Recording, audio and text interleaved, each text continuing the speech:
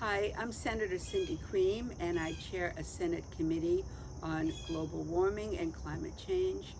We've held several hearings, we've met with activists, and today we want to talk to you about some of the things that we've learned and the questions we've asked. To my right is Garrett Casey.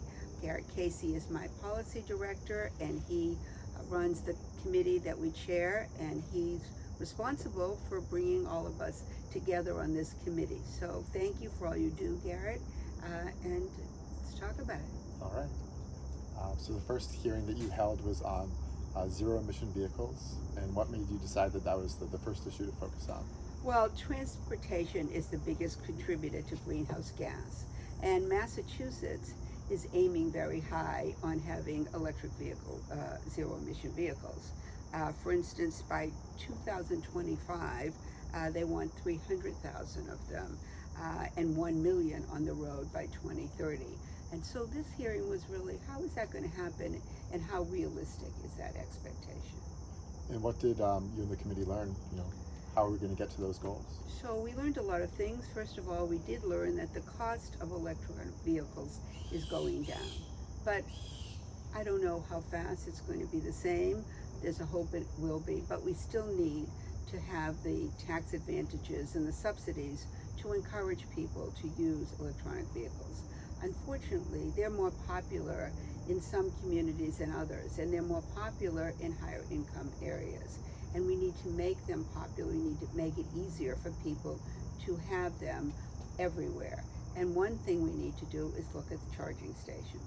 We need to have more charging stations. We don't have enough of them in every community, and we need to look at how we get more. And then we need to also look at the batteries that they use, what that does to our electric grid system, and how those batteries are mined. Are we putting more carbon into the system by the batteries that we use? So there are a lot of questions. Yeah. The next hearing that you held with the committee was on climate resilience. Could you just tell us what climate resilience is and why it's so important? So there's going to be a lot of impact with climate change in Massachusetts. We saw that this summer. We saw the heat, we saw the rising tides, we saw storms. What are communities going to do to try to minimize the effects of those climate change? How are they going to be resilient? For instance, are they going to do something with the communities around a river? Is the development around a river going to reflect what can be done so the rivers don't rise? And resiliency is really the next thing we're going to be looking at, and very important. And what were some of the takeaways from that hearing? What should we be focusing on for climate resilience? So some of the best resilience is nature-based. Some of it affects whether we have enough trees, what kind of development we have around the rivers.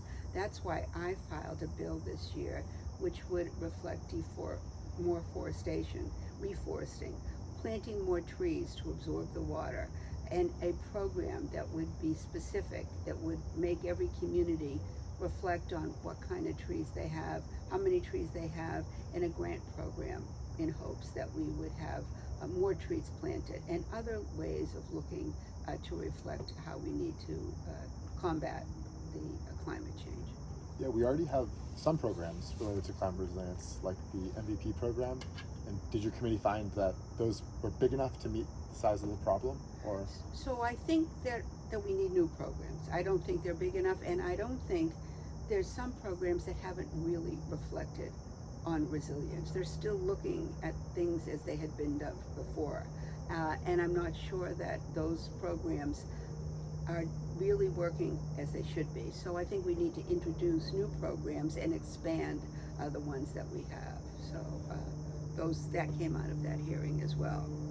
And coming up in October, you're doing another resilience hearing that's focused on electric infrastructure and also on transportation infrastructure. What are you hoping to get out of that hearing?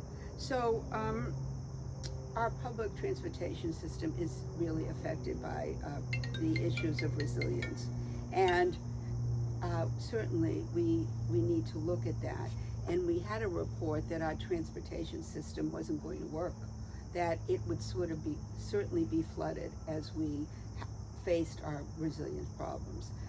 And so we're going to have the transportation, we're going to hear from the T as to what plans they have whether they are privy to the information. What are they going to do about the flooding? How are they going to be resilient in this time?